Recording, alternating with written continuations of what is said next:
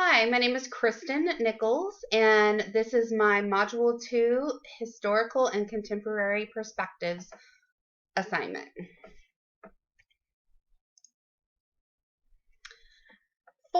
First, I want to talk about Horace Mann. I believe that was kind of the first major person to make a huge shift in curriculum and education as a whole. Um, People called him father of the common school. They still call him that.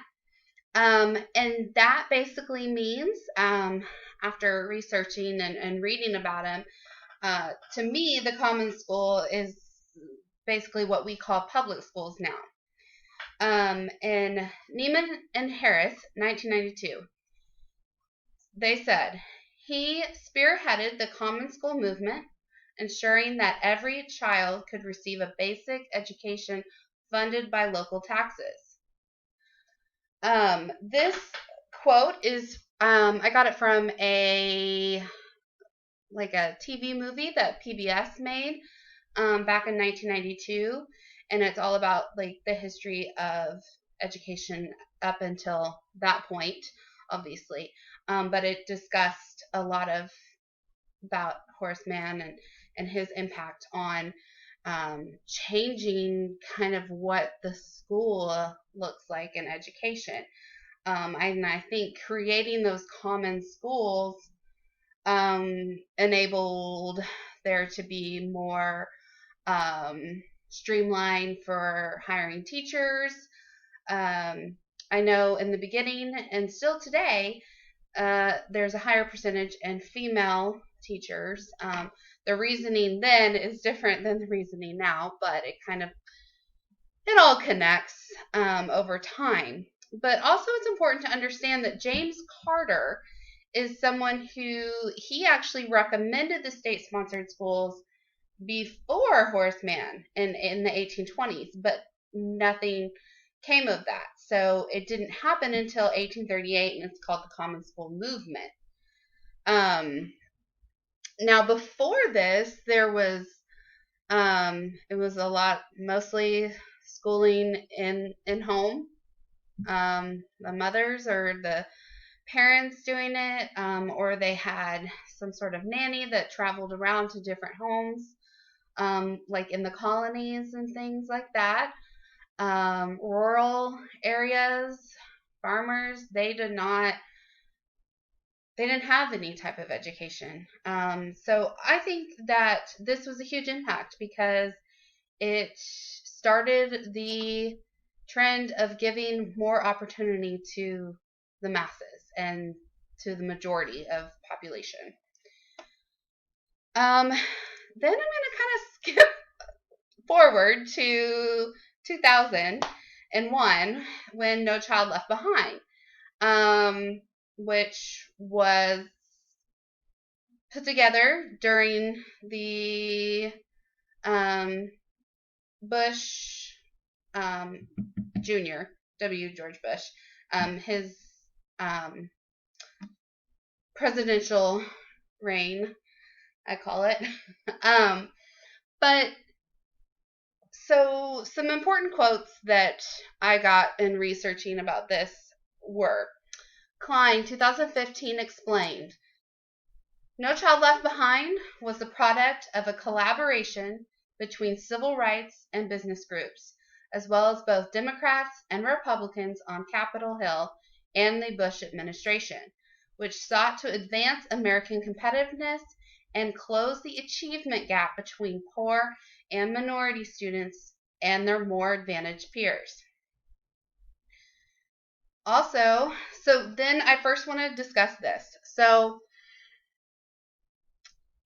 I think No Child Left Behind, yes, today we see that there was negative effects, but there was also a lot of positive that came out of it. I think it really got people thinking about the low income families and the less advantaged. And as we will talk about later on, if students don't have the products, if they don't have the ability to learn, the opportunity to learn, then they're not going to learn. And so I think the thought process behind No Child Left Behind really spearheaded that whole mindset of, okay, what are we going to do as a school district, as public schools, as educators? What are we going to do to help to make sure that all students have the opportunity to learn? Okay, and then, the Title I schools came into play. My school is a Title I school, so it directly affects me. There's a lot of laws and stuff that goes behind all of this, and honestly, I'm not a very political person, so it's really hard for me to discuss the political and law side of this.